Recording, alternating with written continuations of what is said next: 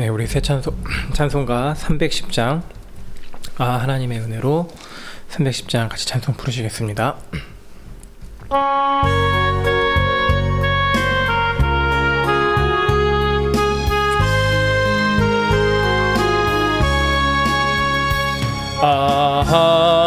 하나님의 은혜로 있을 데 없는 자 왜 구속하여 주는지 난 알 수 없도다. 내가 믿고 또 의지함은 내 모든 형편하시는 주님 늘 보호해 주실 것을 확실히 아네. 왜 내게 굳센 믿음과 또 주셔서 내 맘이 항상 편한지 난 알 수 없도다. 내가 믿고 또 의지함은 내 모든 형편하시는 주 보호해 주실 것을 나는 확실히 아네. 내게 성령 주셔서 내 마음 감동해 주 예수 믿게 하는지 난 알 수 없도다. 내가 믿고 또 의지함은 내 모든 형편하시는 주님 늘 보호해 주실 것을 나는 확실히 아네. 주 언제 강림하실지 혹 밤에 혹 낮에 또 주님 만날 그곳도 난 알 수 없도다. 내가 믿고 또 의지함은 내 모든 형편하시는 주님 늘 보호해 주실 것을 나는 확실히 아네.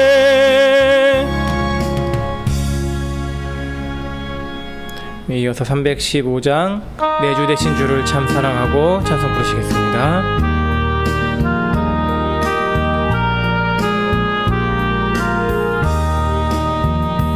내 주 되신 주를 참 사랑하고 꼭 그에게 죄를 다고 합니다. 그는 은혜를 주신 내 예수시니 이 전보다 더욱 사랑합니다. 주 날 사랑하사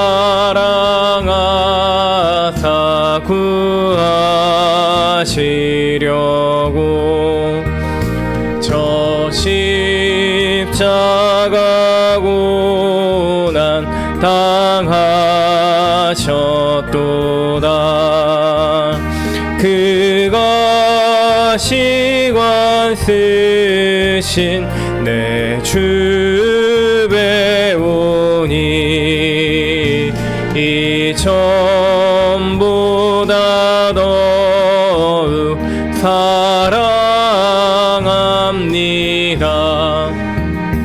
내 평생에 힘쓸 그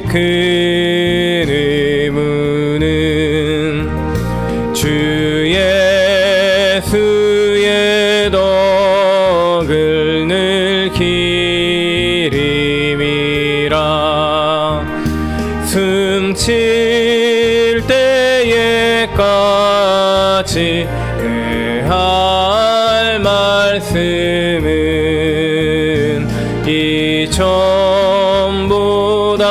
더욱 사랑합니다. 그 영광의 나라 나 들어가서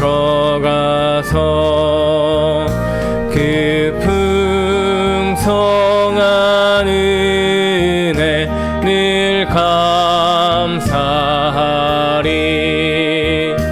금면류관 쓰고 나 찬송할 만 이전보다 더욱 사랑합니다.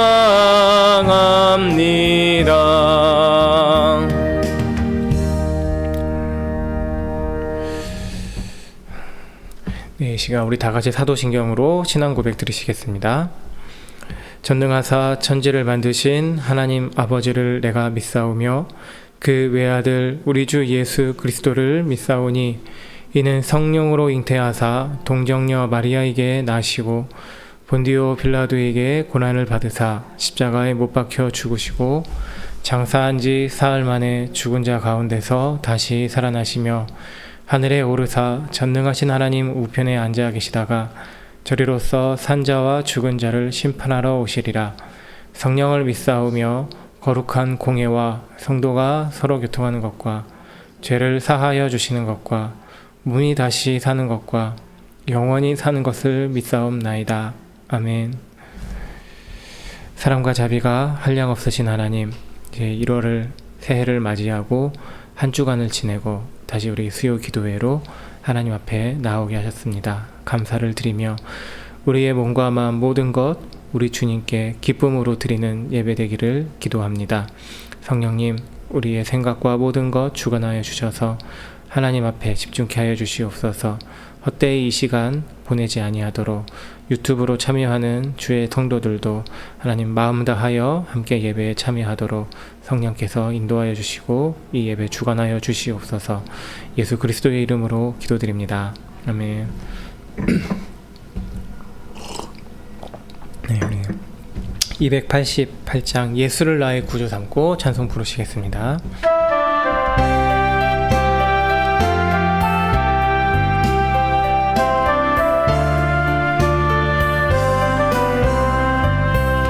예수를 나의 구주 삼고 성령과 피로써 거듭나니 이 세상에서 내 영혼이 하늘의 영광 누리도다.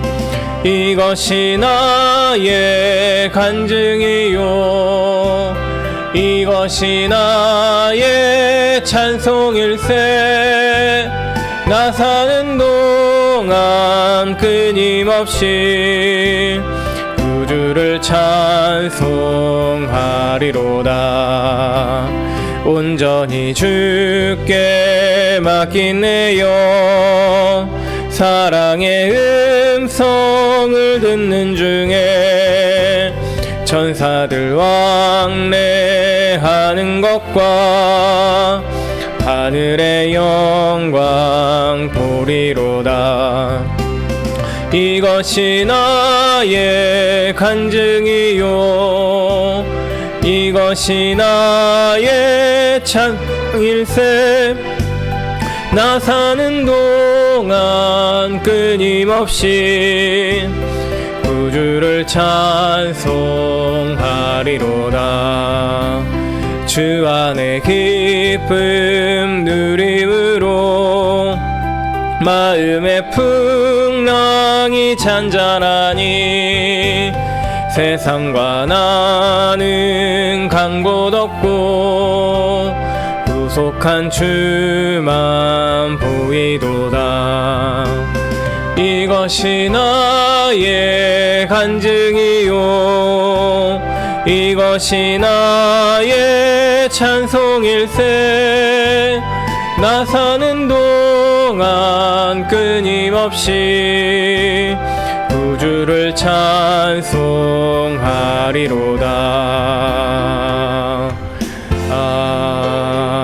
아멘. 이어서 454장 주와 같이 되기를 찬송 부르시겠습니다.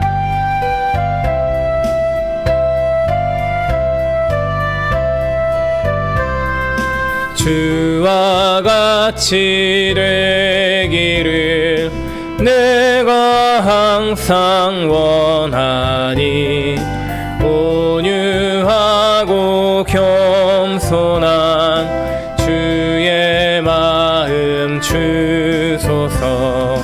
세상에서 우리가 나그네로 있을 때 주의 형상 닮아서 살아가게 하소서. 비록 작은 새라도 돌보시는 나의 주 나와 함께 계시어 나를 지켜주소서. 마음이 깨끗하기를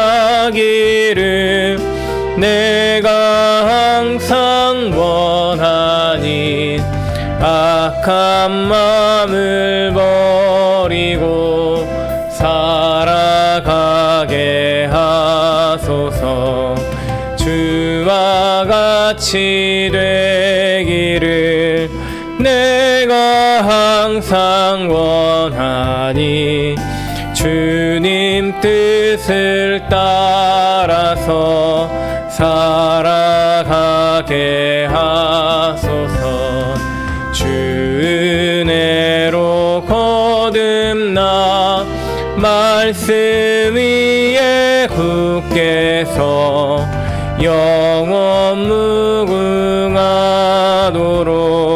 주와 함께 3절만 한 번 더 부르시겠습니다. 주와 같이 되기를 내가 항상 원하니 주님 뜻을 따라서 살아가게 하소서. 주 은혜로 거듭나 말씀 위에 굳게 서 영원 무궁하도록 주와 함께 살리라. 아멘. 네, 함께 보실 하나님의 말씀, 오늘 본문은 다니엘 1장 7절에서 9절까지의 말씀입니다. 다니엘 1장 7절에서 9절까지의 말씀 받들어 읽겠습니다.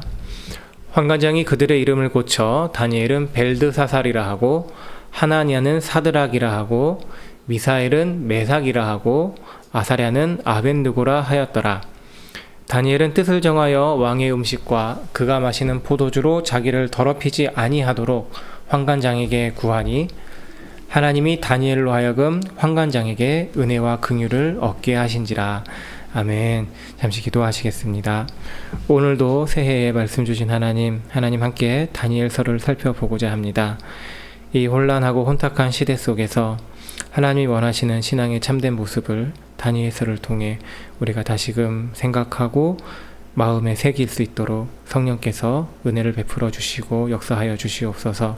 부족한 종이 또 하나님의 말씀을 전하는 이 자리에 섰사오니 주님, 오직 주님의 이름을 위해서만 사용해 주시는 입술 되게 하여 주시옵소서.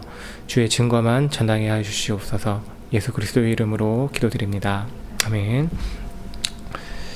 네, 오늘은 이제 다니엘서를 함께 살펴보고자 합니다. 신앙의 세팅이란 제목으로 다니엘서 1장 말씀을 제목을 잡았습니다. 그 한 해의 끝자락이 되면 이제 트렌드란 제목을 붙인 책들이 꽤 나옵니다. 머니 트렌드, 또 소비 트렌드, 트렌드 코리아. 이 트렌드 코리아라는 책은 꽤 사람들이 많이 보는 책 같더라고요. 그리고 또 교회에도 이제 목회 트렌드 이런 책들이 있습니다. 이제 한 해에 새로 올 한 해에 무엇이 주가 될 것인가를 이제 예측을 하고 거기에 집중할 수 있도록 도움을 주는 안내를 하는 책이죠. 트렌드는 말이 이제 경향 혹은 동향, 추세라는 뜻이고, 이 사회가, 세상이 어느 방향으로 흘러갈 것인가를 사람들은 예측을 하고 준비를 합니다. 근데 교회도 이제 세상 속에 있기 때문에 이런 흐름을 무시할 수는 없습니다. 대표적인 게 지금 AI가 되었죠. 나온 지는 10년 조금 안 됐을 텐데, 지금 엄청나게 많은 발전을 했습니다. 그림을 그려도 예전에는 손가락이 늘 이상하다, 제대로 사람 같지 않다 했는데, 이제는 유튜브에 보면은 광고가 이게 사람인지 아닌지 구분이 안 되는 그런 광고들이 사실은 AI로 제작된 영상들입니다. 또 뭐 글을 써주고, 뭐 내용을 정리해주고, 정말 많은 것들, 사람이 오랜 시간을 들여 했던 것들을 이제 AI에게 명령어만 적절하게 잘 주면 뭐 1분, 2분 내로 척척척 결과물을 만들어냅니다. 그러니까 정말 AI가 대세입니다. 그리고 교회도 이런 것들을 무시하지 못하는 그런 시대의 흐름입니다. 그러니까 AI가 이렇게 이전에 없었다가 급격하게 이제 발전을 하고 우리에게 새로 다가왔죠. 세상이 그렇죠.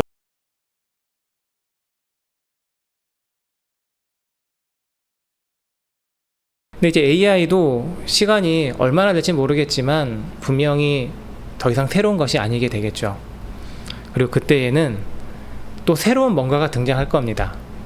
로봇이 집집마다 있을 수도 있고, 우리가 상상하지 못했던 또 무언가가 또 등장하겠죠. 근데 세상은 이렇게 계속해서 그 모습이 변화하는 것 같지만 사실은 세상이 절대로 변하지 않는 것이 또 있습니다. 그러니까 세상 자체가 가지고 있는 특성은 변하지 않는다는 것. 그것을 우리는 디모데후서 3장 2절에서 4절까지를 보면서 다시금 이제 생각하게 됩니다.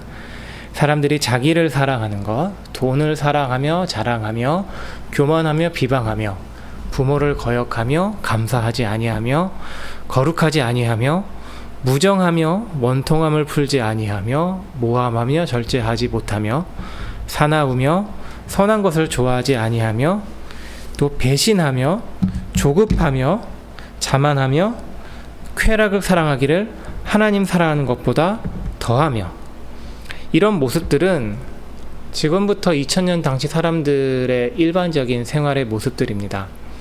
다르지 않죠. 그러니까 우리가 세상을 보면서 정말 겉으로 보기에는 수많은 발전들을 하지만 세상에 절대 변하지 않는 이런 본질적인 모습들, 예나 지금이나 다를 것이 없다. 이것을 세상의 풍조라고 말을 합니다. 세상이 자연스럽게 흘러가는 방향. 그래서 요한일서 2장 16절은 이런 세상 풍조가 무엇으로 귀결되는지를 우리에게 이렇게 말합니다. 이는 세상에 있는 모든 것이 육신의 정욕과 안목의 정욕과 이생의 자랑이니 다 아버지께로 온 것이 아니오 세상으로부터 온 것이라. 그러니까 우리 이 땅에서의 삶이 전부기 때문에 너는 그것만을 만족시켜라. 내가 보기 좋은 것들을 마음껏 취해라. 사람들이 세상에서 염원하는 것을 소유해서 너를 뽐내라. 정리하자면 일시적인 것에 너의 전부를 바쳐라. 그런데 여기에 이제 드는 마음, 우리 사람의 마음이 이런 것들을 대할 때에 탐심이 작용을 하게 됩니다. 가지고 싶다, 소유하고 싶다, 내 것으로 하고 싶다, 더 많이 가지고 싶다. 근데 이 탐심이 무엇일까 생각을 해보는데, 사람이 모든 것에 대해서 사실 다 욕망을 하거나 탐심을 가지진 않습니다. 근데 그런 거죠. 내가 다른 것은 다 없어도 상관없는데 이거 하나만은 절대로 놓칠 수 없다. 이것만큼은 포기 못하는 내 삶을 존재하게 하는 원동력. 그러니까 나는 그거는 절대로 놓지 못하고 내 뜻대로, 내 힘대로 나는 컨트롤할 거야. 절대로 이것을 포기할 수는 없어. 그 대상에 대한 욕망이 아닐까 합니다. 그것이 돈일 수도 있고, 명예나 지위, 혹은 자식, 아니면 부모, 여러 가지 것들이 다 될 수 있습니다. 무엇이든 그 자리에 놓일 수 있죠. 근데 그것은 영원하신 하나님을 결국 대체해버리고 말고, 그래서 탐심은 우상 숭배가 됩니다. 세상에 어떤 것이든지 하나님을 대신하게 하는 욕망, 그리고 세상은 바로 그것을 우리에게 계속해서 압력을 가하고 있습니다.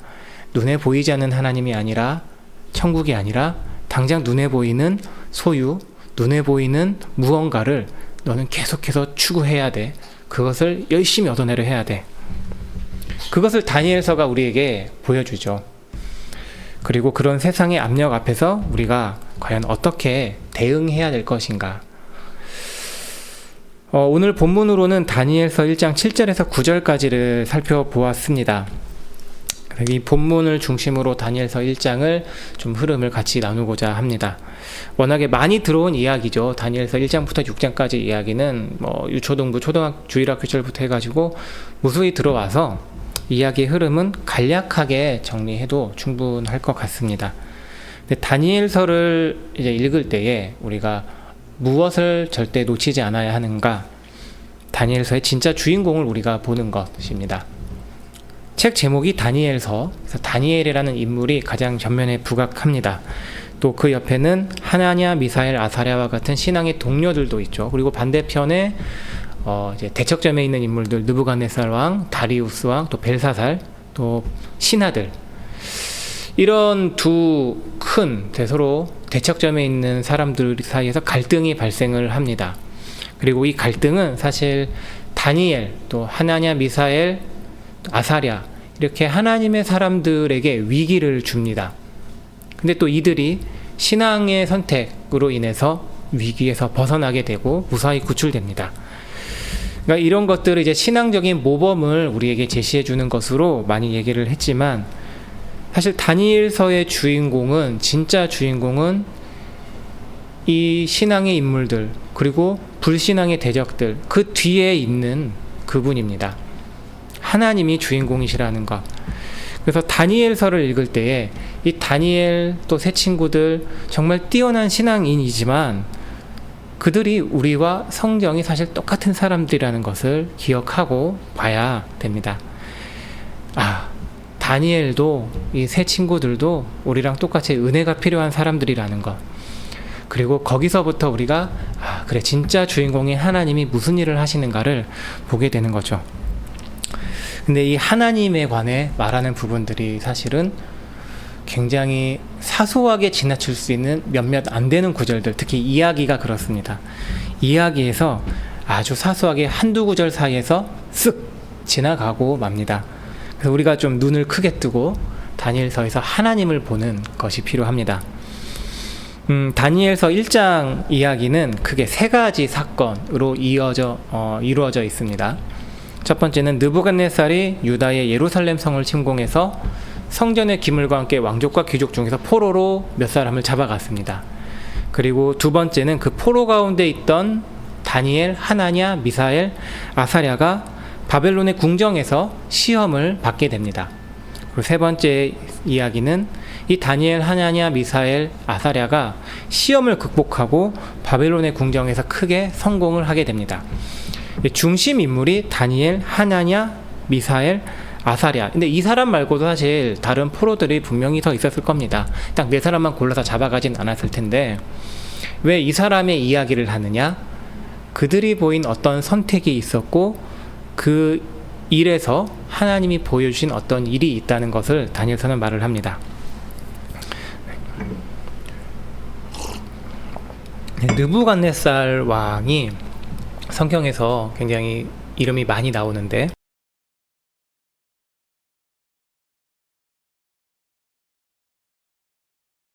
엄청난 왕인데, 과거에 바벨론 제국이 하나 또 있었습니다. 구바벨로니아 제국이라고 부르는 그 이름을 다시 살려낸 정복의 왕입니다. 이 당시가 기원전 600년 정도 전후로 하게 됩니다. 이제 바벨론 제국이 지금의 이라크를 기반으로 해서 세워진 제국이고, 느부갓네살 왕이 근동 이 지역을 다 이제 정복하고 휩쓸었습니다. 전부 이제 자기 제국의 발 아래에 두고, 남은 남쪽에 큰 제국 있죠. 이집트와 전쟁에서 승리를 해서 이 근동 지역 지중해 패권을 완전히 장악을 했습니다. 이런 강한 제국, 그 제국에 잡혀온 포로들, 수많은 인재들이 다 거기로 이제 잡혀오게 됐죠. 그리고 이제 남유다의 성전에 있었던 기물들도 느부갓네살이 이제 탈취를 해서 자신의 신들의 보물 창고로 이제 집어넣습니다. 그러니까 일종의 전리품으로 대우를 하게 되는데, 이 일을 두고 다니엘서 1장 2절이 이렇게 말씀을 합니다. 주께서 유다 왕 여호야김과 하나님의 전 그릇 얼마를 그의 손에 넘기시매.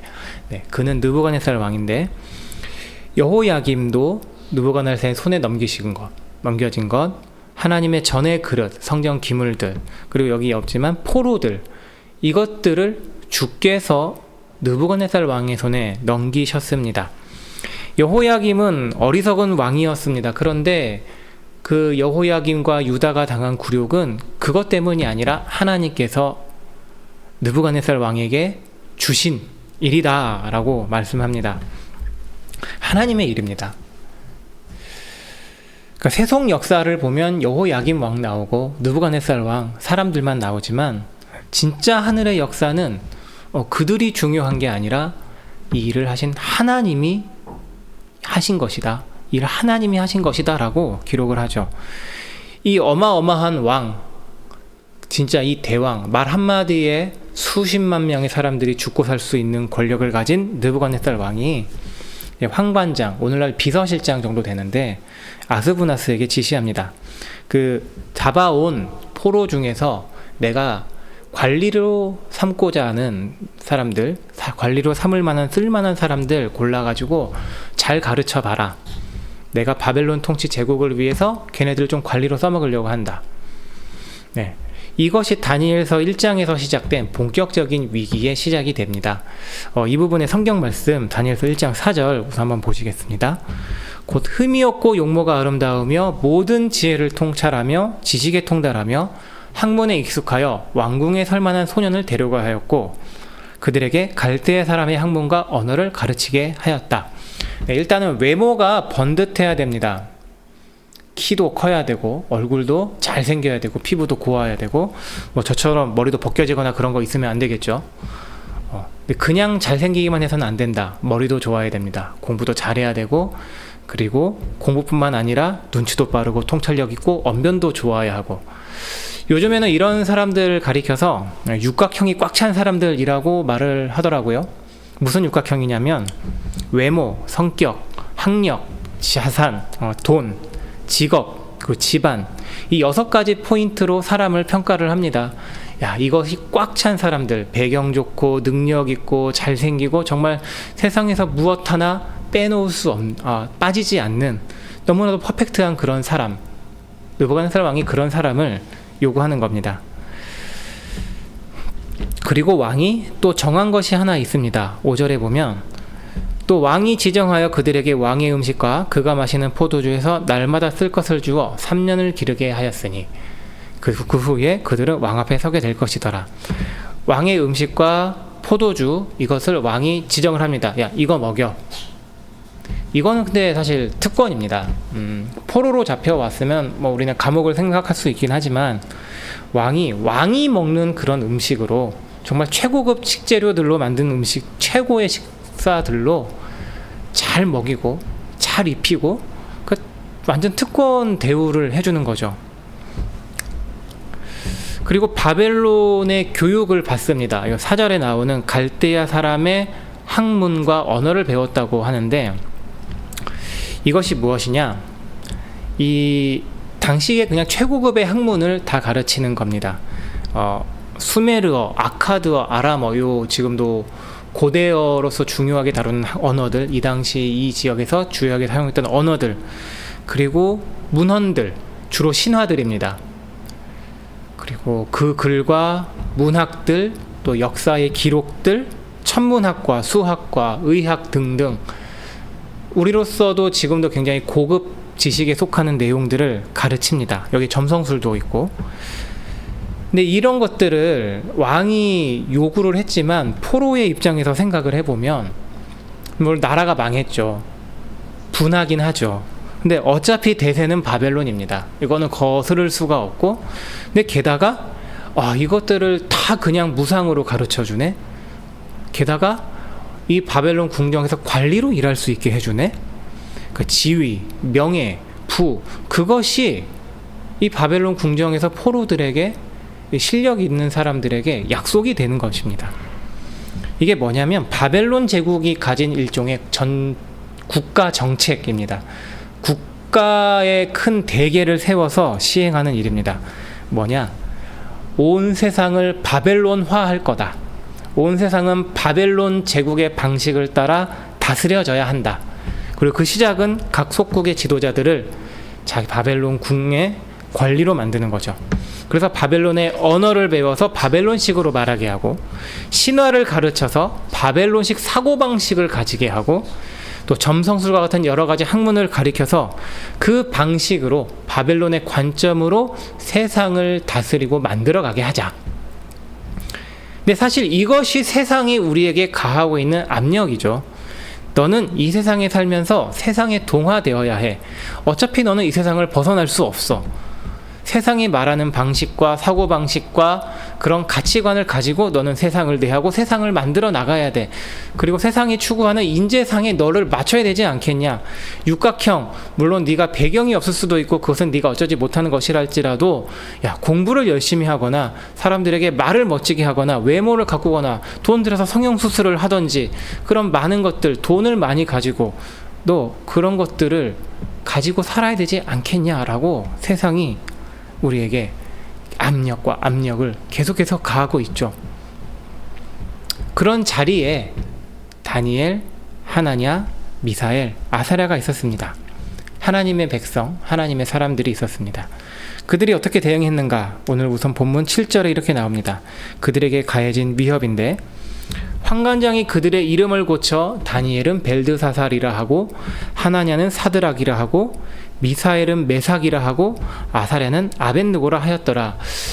이것이 위기인가? 약간 어떻게 보면 좀 사소해 보이기도 합니다. 환관장이 내 유대 청년의 이름을 다시 지었습니다. 다른 민족에서 온 포로들도 다 똑같이 했을 겁니다. 이것이 아마도 어떤 큰 의미가 있다기보다 그냥 편의를 위해서, 유대식으로 부르는 거 우리는 못 부른다, 그냥 바벨론식으로 이름 다시 지어주고 그렇게 부르는 거죠. 근데 그 이름들이 사실은 신앙의 의미를 지워버립니다. 다니엘, 하나님은 나의 재판관이 되신다. 하나님의 이름을 지우고 벨드사살, 바벨론의 신의 이름이 거기 위에 더 씌워지게 되죠. 하나냐, 미사엘, 아사엘도 똑같습니다. 그리고 이들은 왕이 정한 교육을 받아야만 합니다. 그러니까 이것을 벗어나지 못하는 짐이 지워졌습니다. 그런데 이 4명의 유대 청년들이 한 가지는 선택을 했다는 것. 8절입니다. 다니엘은 뜻을 정하여 왕의 음식과 그가 마시는 포도주로 자기를 더럽히지 아니하리라 하고, 자기를 더럽히지 아니하도록 환관장에게 구하니, 우리는 왕이 지정한 이 음식물과 포도주를 먹는 것으로 우리를 더럽히지 않을 것입니다 라고 환관장에게 요청을 했습니다. 이 음식과 포도주를 거절한 것이 과연 어떤 배경이고 어떤 의미가 있는 것일까? 사실 학자들마다 이 해석이 좀 다양합니다. 그게 4가지 정도로 나뉘는데, 율법이 정한 부정한 음식이기 때문에 율법의 깨끗함을 지키기 위해서 거부를 한 거다. 혹은 이게 우상에게 바쳐진 것이기 때문에 우상 숭배를 거부한 것이다. 아니면 내가 바벨론화에 맞서서 하나님의 백성의 최소선을 지키는 그런 결정을 한 거다. 또는 이 왕의 하사품에 의존하지 않고 하나님만을 의존한다는 그런 결정이다. 크게 이렇게 4가지로 나뉩니다. 무엇이 정답일지는 분명하게 확인할 방법은 사실 성경에서는 없습니다. 몇 가지를 이제 배경적으로 추측을 할 수는 있을 뿐이지요. 근데 이 7절과 8절에서는 그거 외에 숨어있는 대비가 하나 있습니다. 이 7절에는 환관장이 이름을 고칩니다. 근데 8절에서는 다니엘과 이 3명이 뜻을 정합니다. 고치다와 정하다, 사실은 같은 단어입니다. 똑같은 히브리어 단어를 가지고 이렇게 말을 만들어 갑니다. 그러니까 히브리어의 의미를 살려서 말하자면, 환관장이 그들의 이름을 지정하여 다니엘은 벨드사살이라 지정하였다. 근데 다니엘과 세 친구는 한 가지 뜻을 지정하고 환관장에게 요구하였다. 사실 환관장은 그냥 지시한 업무를 그냥 수행합니다. 기계적이고 감정 없이 그냥 하는 일을 하는 거죠. 세속화의 압력이 그런 점이 있습니다. 야, 너 참 힘들겠지만 이렇게 가야 되지 않겠냐. 다독이는 거 없죠. 그냥 무감각하고 기계적으로 계속해서 이루어집니다. 아니 뭐 지금까지 계속 그렇게 세상이 흘러왔고 사람들도 다 그렇게 살아가고 있고 나도 그렇게 하는데 전혀 불편함이 없고 근데 너는 뭐가 유별나다고 그렇게 계속 거스르니? 그냥 이렇게 따르는 거 문제 없지 않냐. 감각 없고 감정이 없고 기계적으로 계속해서 가해집니다. 그리고 우리는 그런 압력 앞에서 사실 수동적인 자세를 취할 수밖에 없는 입장입니다. 이름을 바꾸는 것, 다니엘이 뭐 선택할 수 있는 게 아니죠. 교육을 받아야 되는 것, 피할 수 없는 상황입니다. 강제로 교육 시간표 계속 돌리죠. 근데 다니엘과 이 세 친구가 한 가지 주도권을 가지기로 결정한 것은 음식에서였습니다. 내가 그래 갈대아 사람의 학문과 언어를 배우는 것, 관리가 되는 것은 정해진 바야. 이건 벗어날 수 없는 환경이야. 근데 적어도 내가 먹는 것에서는 결단을 하고 정할 거야. 이것은 사실 저항입니다. 저항. 모든 것에서 우리가 다 반대를 할 수는 없는 상황이죠. 세상에 살면서 우리가 세상의 시스템을 바꾸지 못하는 부분들이 있습니다. 하지만 그 가운데서도 우리가 신앙의 세팅을 위해 저항할 수 있는 부분들이 있다는 것. 내가 하나님과 예수 그리스도에 대한 신앙을 지키겠다라는 어떤 분명한 선을 저항의 의미로, 세상의 압력에 대한 저항의 의미로 이거는 내가 세팅합니다 라고 정하는 거죠. 그것이 거시적인 걸 수도 있죠. 세상의 큰 흐름 같은 거. 뭐 AI를 우리가 야 이건 비신앙이니까 다 없애버려야 돼. 그런 건 우리는 불가능합니다. 또 아니면 미시적이고 개인적으로 개별적으로 각자가 주어진 상황들이 있습니다. 뭐 회사의 환경, 주변의 뭐 가족의 환경들. 그렇지만 다니엘과 세 친구들은 보여줍니다. 그 가운데서도 그리스도인은 선택하는 신앙의 세팅이 분명히 있다. 내가 그리스도인으로서 어떠한 상황에서도 이 기준은 절대로 흔들리지 않을 거다라는 명확한 세팅값을 가지라. 이에 대해서 어떤 일이 일어났는가 그것을 구절이 말씀합니다. 하나님이 다니엘로 하여금 환관장에게 은혜와 긍휼을 얻게 하신지라. 은혜와 긍휼이 있었습니다. 바벨론 제국의 관리 후보생이 거부할 수 없는 견고한 세팅, 이름을 바꾸고 공부를 시키는 것. 하지만 그 가운데서 다니엘과 세 친구가 모인 저항의 지정 세팅, 음식은 이것은 먹지 않겠습니다. 하나님께서 다니엘과 세 친구를 위해 일하셨습니다. 환관장에게 은혜와 긍휼을 얻게 하신지라. 10절 이에 보면은 그 일의 진행이 이렇게 이어져 나옵니다. 우선 10절을 보시면 환관장이 다니엘에게 이르되 내가 내 주 왕을 두려워하노라. 그가 너희 먹을 것과 마실 것을 지정하셨거늘 너희의 얼굴이 초췌하여 같은 또래의 소년들만 못한 것을 그가 보게 할 것이 무엇이냐. 그렇게 되면 너희 때문에 내 머리가 왕 앞에서 위태롭게 되리라 하니라. 환관장으로서는 너무 당연한 반응입니다. 아, 너희들 그렇게 안 먹었다가 얼굴이 헬쓱해지고 문제가 생기면, 건강에 문제 생기면 야 내가 죽는다. 너희들 먹이는 게 내 일이다. 나 그거 일해야 된다. 근데 이에 대해서 다니엘이 피할 길 한 가지를 이렇게 제시를 하는 게 11절부터 13절입니다. 그러니까 환관장이 다니엘과 하나냐와 미사엘과 아사랴를 감독하게 한 자에게 다니엘이 말하되, 이게 뭐냐면 환관장은 이제 최종 이제 결재권자죠. 부장님. 근데 그 아래에 뭐 차장이 있고 과장이 있고 뭐 대리가 있고 그런 낮은 직급의 사람이 실제로 감독을 맡았는데 그 감독관에게 다니엘이 요청을 한 겁니다. 12절을 보시면 청하오니 당신의 종들을 열흘 동안 시험하여 채식을 주어 먹게 하고 물을 주어 마시게 한 후에 당신의 앞에서 우리의 얼굴과 왕의 음식을 먹는 소년들의 얼굴을 비교하여 보아서 당신이 보는 대로 종들에게 행하소서. 네, 환관장이 그래 얘네 채소만 먹게 해라고 결제할 수는 없는 위치에 있습니다. 하지만 명확하게 오케이 결제는 안 해주더라도 직접 관리하는 감독관 수준에서 재량껏 할 수 있는 것. 그래서 한번 10일 동안 한번 시험해 봐 주시지요 요청을 했습니다. 10일 정도면 뭐 몸이 상하더라도 회복을 또 할 수 있죠. 그리고 다니엘의 이 요청이 효과가 있는지도 확인할 수 있는 그런 기간입니다. 그리고 또 상징적으로는 10은 이제 완전의 의미이죠. 이 일이 진짜 뜻대로 될 것인가 아닐 것인가를 이제 판가름하게 해줍니다. 여기서 우리가 볼 수 있는 것이 신앙인이 내 신앙의 기준의 세팅값을 정했는데 그것을 어떤 외골수처럼 그냥 우직하게 무식하게만 지는 게 아니라 내가 자신이 처한 상황에 맞게 지혜를 발휘할 수 있습니다. 그런 걸 보여주죠. 이 부분에서 만들어지는 결과, 하나님께서 은혜와 긍휼을 얻게 하신지라. 그런 부분에서 하나님이 은혜와 긍휼로 지키시고 길을 여시는 그런 결과를 내주셨다. 그래서 얼굴이 더욱 혈색이 돌았죠. 보기 좋고 더 살도 잘 찌고 아주 외모가 보기 좋았습니다.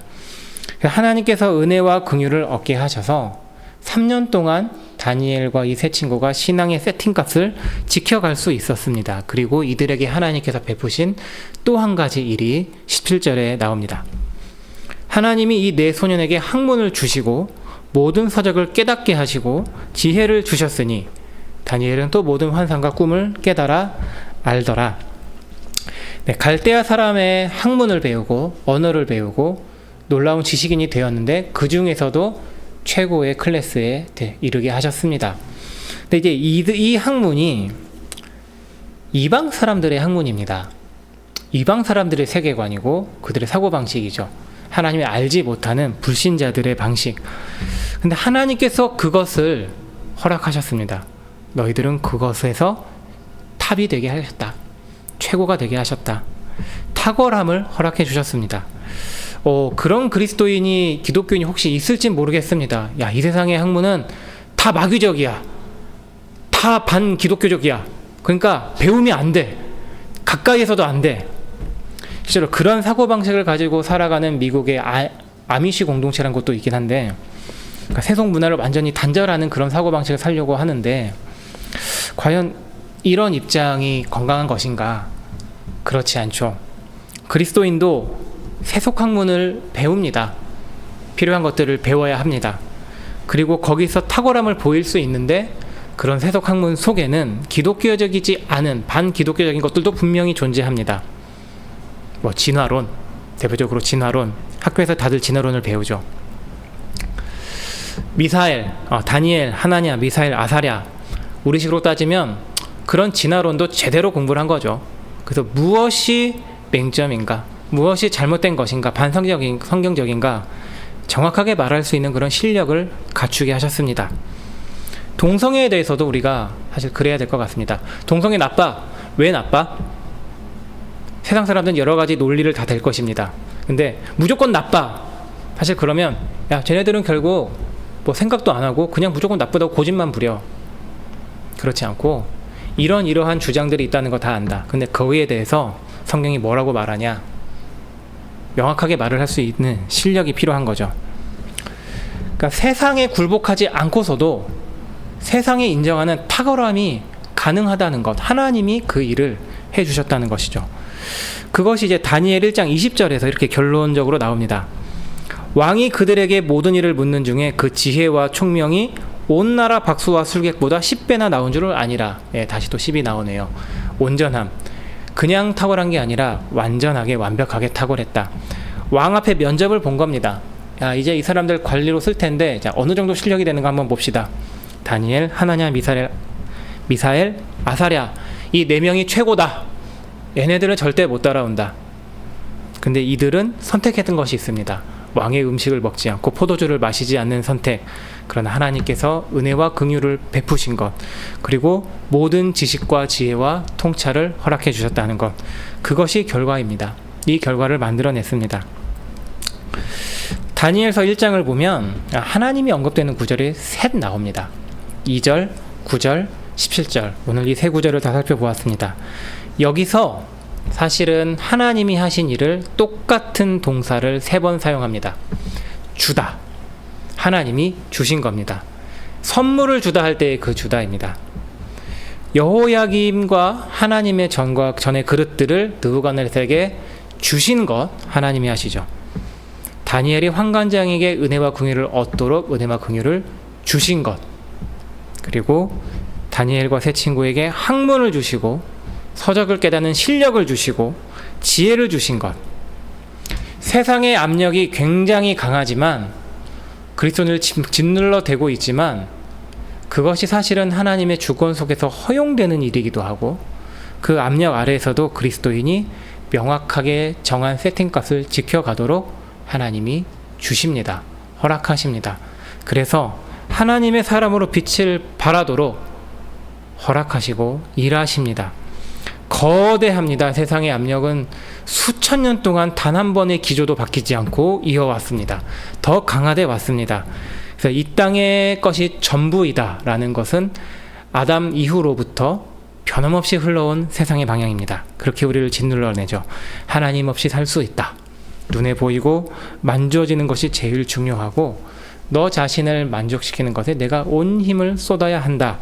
그렇지만 다니엘도 그렇고 우리 안에 있는 성경을 통해 보는 수많은 믿음의 선배들, 또 기독교 역사에서 우리가 보게 되는 믿음의 선배들이 우리 앞에 서서 말하는 게 있습니다.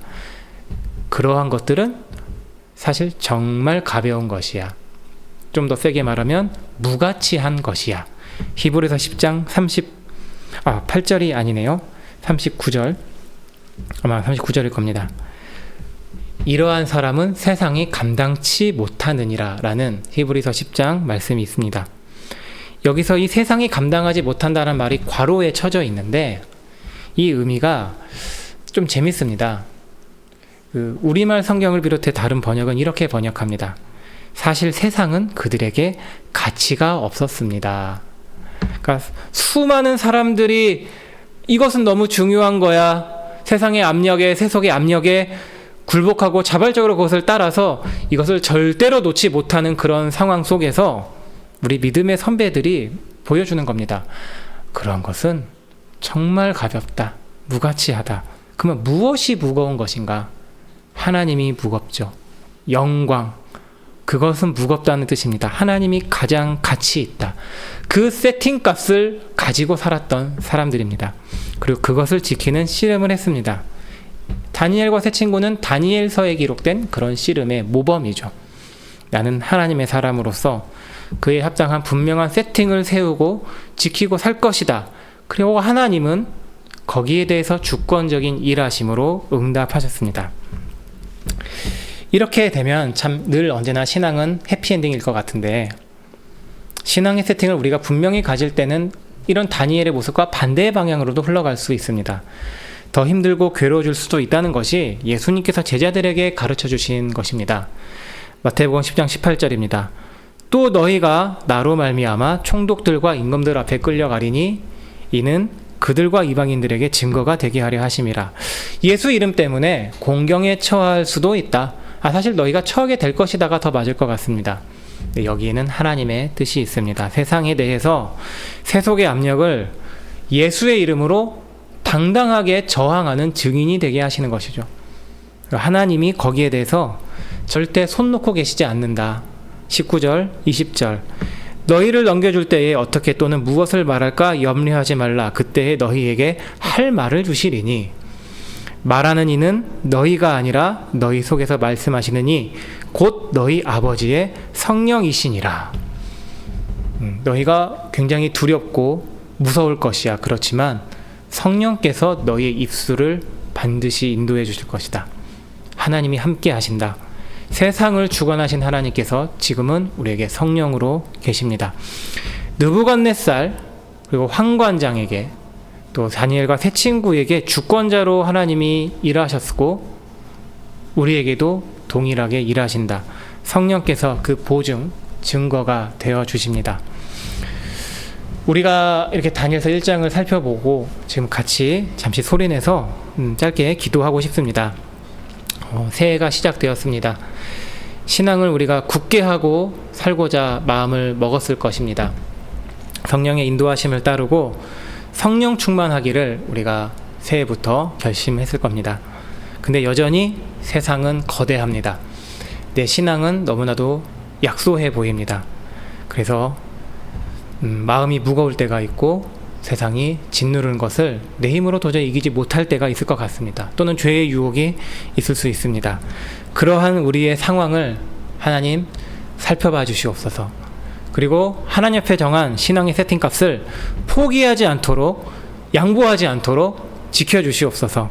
세상이 나를 세팅하지 않게 해주시고 하나님께서 보여주신 이 명확한 신앙의 세팅값을 지켜나갈 수 있도록 하나님께서 주권적으로 일하시고 함께하여 주시옵소서. 우리 같이 잠시 소리내어 기도하시겠습니다.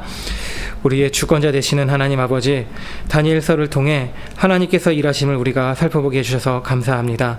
신앙이 우리에게 있는 어떤 노력과 의지 이전에 하나님의 일하심을 통해 가능하다는 것을 늘 잊지 않게 해주시옵소서. 그러나 또한 여기에 나 자신의 그리스도인으로서, 신앙인으로서 분명하게 결단하고자 하는 신앙의 세팅을 지켜나고자 하는 결단이 또한 있어야 함을 하나님 기도합니다. 이것을 지켜주시옵소서. 세상은 늘 나를 억누르고 짓누르고 우리 교회를 짓누르고 세상과 같은 방향으로 끌고 가려고 압박을 가하고 압력을 가하고 있습니다. 여기에 대해서 우리가 힘이 없음을 고백합니다. 능력 없음을 고백합니다. 하나님의 일하심이 너무나도 필요합니다. 나의 힘으로는 세상에 대해서, 죄에 대해서, 마귀에 대해서 이길 힘이 없사옵나이다. 그러나 우리 안에 거하시는 성령께서 보증이 되시고 증거가 되시오니 하나님을 믿는 믿음 가운데에, 말씀 가운데에 성령의 인도하심으로 내 신앙의 결단 힘써 지켜갈 수 있도록 주여 일하여 주시옵소서. 하나님, 필요할 때에 은혜와 긍휼을 얻게 하시옵소서. 그리고 필요할 때에 우리 입을 열어 담대히 성령으로 증언할 수 있게 하여 주시옵소서. 모든 상황 가운데서 이 세상을 가볍게 여기며 하나님만을 가장 귀하게 여기는 신앙의 결단으로 그 세팅을 지켜나가도록 오늘 한 해를 또한 인도하여 주시옵소서. 우리 가운데에 일하시는 거룩하시고 지존하신 주권자 하나님, 다니엘서를 통해 우리가 하나님의 크신 역사와 일하심을 묵상하고 생각할 수 있고 붙잡게 하여 주시옵소서. 1장에서 다니엘과 세 친구들이 정했었던 그 신앙의 결단, 그 결단 자체가 열매를 만들어내는 것이 아니라 그 결단에 대해 하나님이 일하시고 베푸신 은혜와 긍휼이 있어서 다니엘과 세 친구가 승리할 수 있었습니다. 하나님이 주신 것이 있기 때문에, 하나님께서 주셨기 때문에 그들이 지혜를 얻고 많은 학문을 배우고 세상 가운데 탁월할 수 있었습니다. 하나님, 그러한 것들이 우리에게 없을지라도 우리는 언제나 신앙을 지켜가기를 주님 앞에 결단하고 소원하오니 모든 상황 속에서, 모든 환경 가운데서, 세상의 어떠한 압력 가운데서도 성령의 인도하심과 돌보심과 지키심 가운데에 우리의 신앙의 결단, 세팅을 끝까지 유지해 나가도록 지켜주시옵소서. 새해를 맞이하여 우리가 세운 마음의 결단들, 하나님 앞에 정한 다짐들 지켜나갈 수 있도록 올 한 해 또한 성령님 굳은 결심으로 인도하여 주시옵소서. 세상을 이기는 우리 되게 하여 주시옵소서. 예수 그리스도의 이름으로 기도드립니다. 아멘. 네, 찬송가 545장 이 눈에 아무 증거 아니 배워도 545장 찬송 부르시고 주기도문으로 수요기도에 마치겠습니다.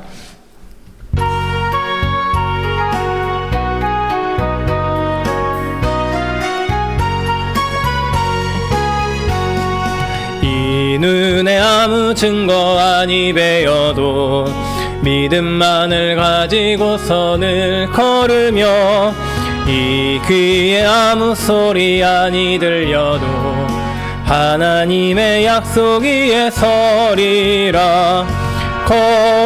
걸어가세 믿음 위에 서서 나가세 의심 버리고 걸어가세 믿음 위에 서서 눈과 귀에 아무 증거 없어도 이 눈이 보기에는 어떠하든지 이미 얻은 증거대로 늘 믿으며 이 맘에 의식할 때에 우리 소원 주 안에서 이루리.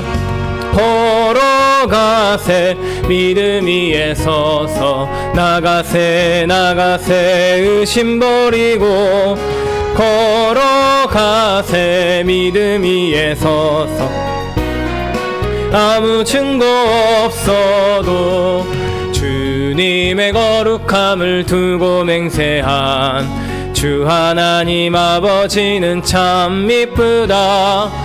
그 귀한 모든 약속 믿는 자에게 능치 못할 무슨 일이 있을까.